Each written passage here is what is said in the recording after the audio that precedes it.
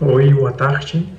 Meu nome é César Torres Cruz. Buenas tardes desde México. Soy César Torres Cruz, investigador y secretario académico del Centro de Investigaciones y Estudios de Género, CIEG de la UNAM, de la Universidad Nacional Autónoma de México. Les mando un cordial saludo a todas, a todos y a todos y agradezco muchísimo la invitación para poder estar en este evento que, aunque es virtual, me entusiasma muchísimo. El día de hoy voy a platicar sobre una investigación que estoy llevando en proceso y que tiene que ver con cómo se relacionan nociones sobre género y sexualidad aplicadas a la biotecnología. Muchísimas gracias a todas las personas que forman parte del comité asesor del segundo ciclo iberoamericano de diálogos contemporáneos Género, Sociedad y Diversidad, Género, Sociedad y Diversidad. Y bueno, hablar en español, por lo cual me disculpo y voy a iniciar entonces con la lectura de mi ponencia, que titulé Género, Sexualidad y Biomedicina, apuntes sobre algunas complejidades sociotécnicas inmersas en la creación de la política pública de la vacunación preventiva al virus del papiloma humano, VPH, en México. Como todas las personas sabemos, las vacunas preventivas son importantísimas, dado que hoy en día estamos atravesadas y atravesados por lógicas que tienen que ver con los virus, como nos enseñó la pandemia derivada del SARS-CoV-2 o del coronavirus, y es por ello que la retórica de las vacunas son muy importantes. El coronavirus no es el único virus importante para nuestra sociedad hoy en día. El virus del papiloma humano, por ejemplo, lleva más de 4 décadas conviviendo con la humanidad y representa una infección de transmisión sexual sumamente importante. De acuerdo con la Organización Mundial de la Salud, el 80% de las personas con vida sexual activa adquiriremos o ya vivimos con VPH, y algunas de las personas podríamos no saberlo, dado que no todas las facetas del virus son sintomáticas. Y de hecho es un virus muy variable porque tiene más de 130 cepas divididas en cepas de alto y bajo riesgo, y la complejidad en términos de salud pública de este padecimiento, de este virus, tiene que ver con que algunas de las cepas, sobre todo las de alto riesgo, pueden derivar en cáncer de ano, de vulva, de pene, de boca y de garganta. Sin embargo, el tipo de cáncer que más ha llamado la atención para las agendas de salud pública global tiene que ver con el cáncer cervicouterino. Si bien este tipo de cáncer, que afecta mayoritariamente a mujeres cisgénero y a otros cuerpos con vulva y con cervix y útero, como el de los varones trans o de algunos varones trans y algunas personas no binarias, la agenda de salud pública global ha estado enfocada en países del sur global como los de América Latina, algunos de África y de Asia. ¿Por qué?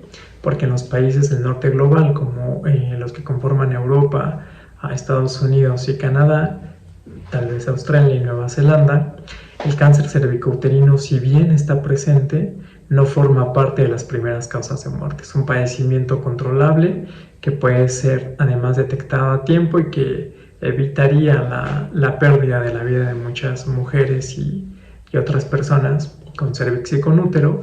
Pero en países del sur global como México, el cáncer cervicouterino representa la primera causa de muerte entre mujeres cisgénero de los 20 a los 34 años de edad, y la segunda después del cáncer de mama de las mujeres de los 35 cisgénero de los 35 a los 54 años.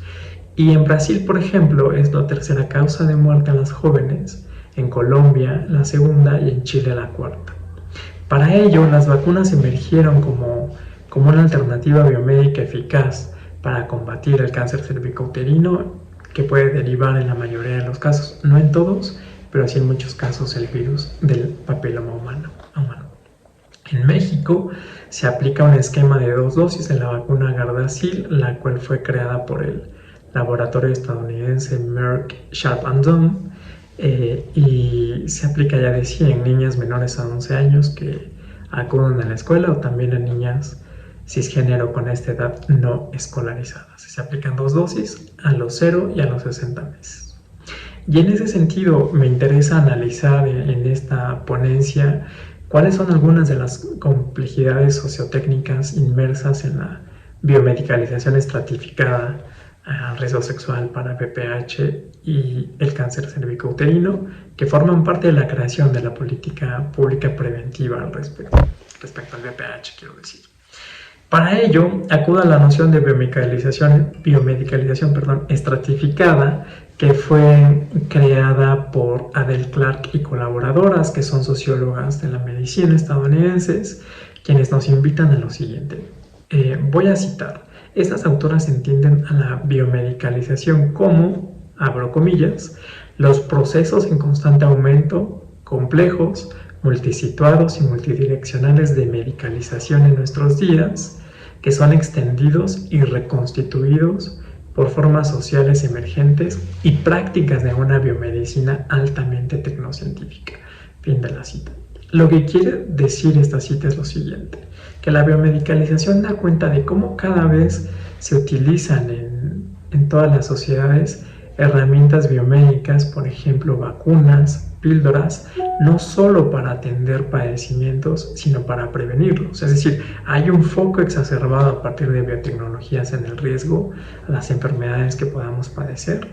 Y esto conlleva una biomedicalización estratificada, que es otra noción de Adele Clark y colaboradoras, que se relaciona con lo siguiente, con cómo hay estrategias que forman parte de la biomedicalización, que tal vez no conllevan una intención de transmitir herramientas biomédicas de manera estratificada, pero que en la práctica culminan por hacerlo.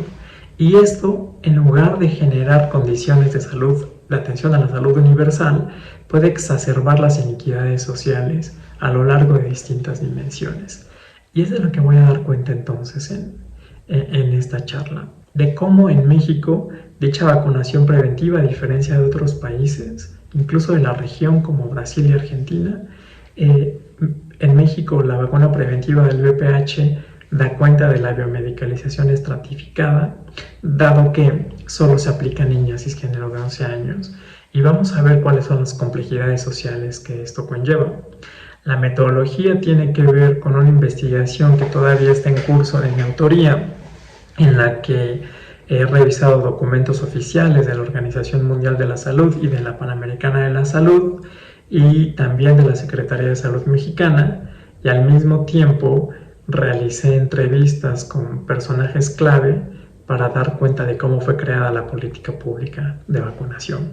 Y entrevisté a 2 personas que forman parte del Centro Nacional de Equidad de Género y Salud Reproductiva de la Secretaría de Salud de México, a 2 personas que formaron parte del Comité Asesor de la Vacunación, a 2 epidemiólogas y un epidemiólogo importantísimos para el Instituto Nacional de Salud Pública mexicano, y también a médicas y médicos especialistas y que estuvieron a cargo de la configuración de la vacunación preventiva. Acudí como marco analítico a la triangulación de Densing para dar cuenta de cómo documentos y legislaciones, pero sobre todo recomendaciones de salud global, llegan a contextos como el mexicano, donde no son tomadas en cuenta las características de este país. El criterio epidemiológico, ya para hablar de los hallazgos, tiene que ver con los usos de la infancia.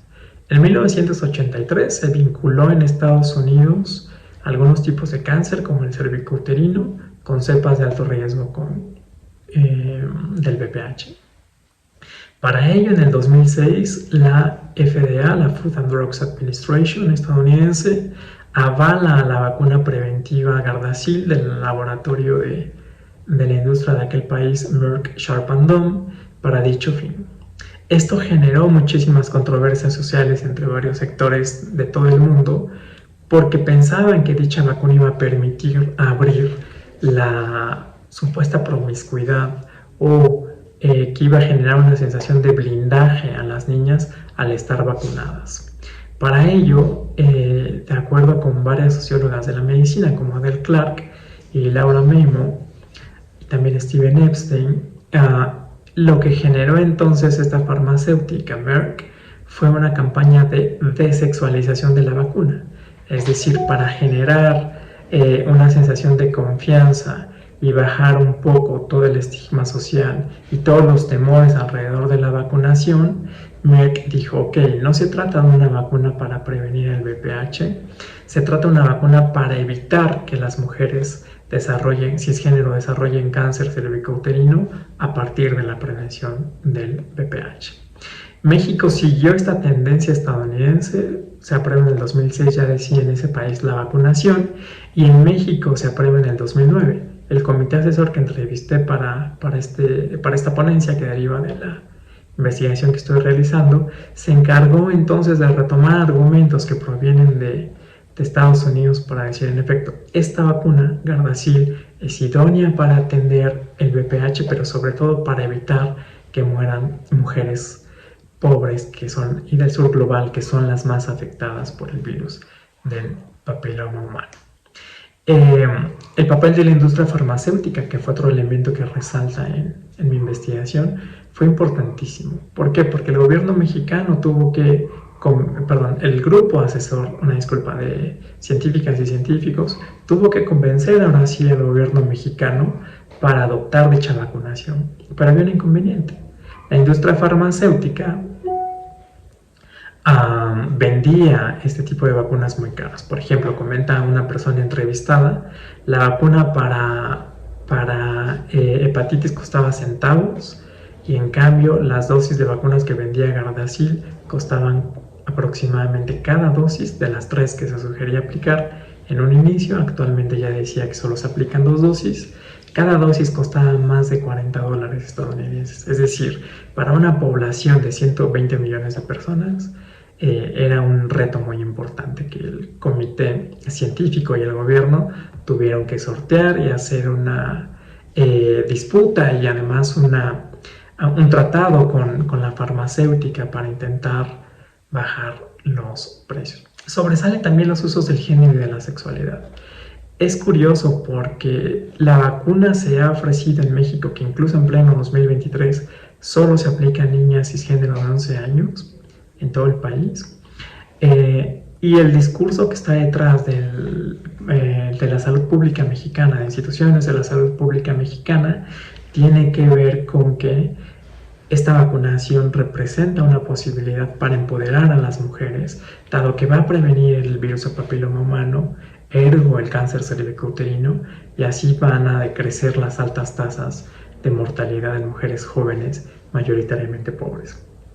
Si bien esto conlleva un artefacto biomédico muy loable para la vida de las mujeres, es cierto que al solo aplicar la vacuna en ellas, la responsabiliza de un padecimiento que lo contraen con otra persona. Es decir, esto no ocurre en prácticas sexuales en solitario, sino ocurren en prácticas sexuales con al menos otra persona.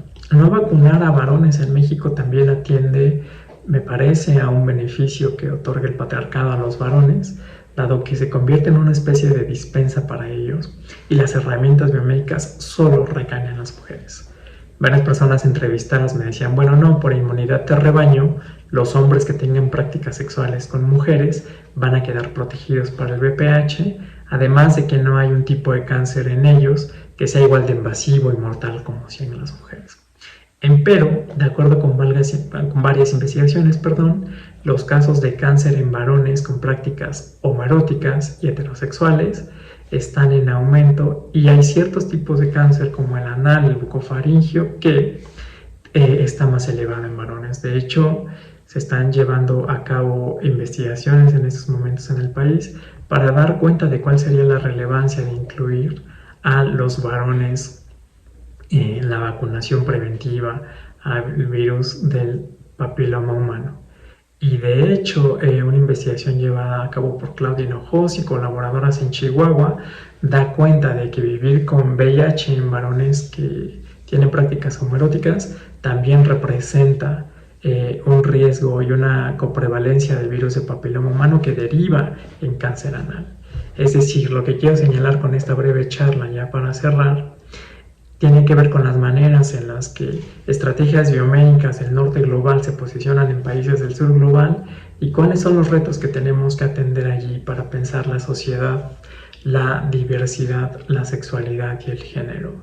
Espero que esta charla haya sido útil y dejo mi contacto para cualquier información y para seguir en diálogo con ustedes. Cesar-Cieg.unam.mx. Muchísimas gracias por la atención. Muito obrigado. Até mais.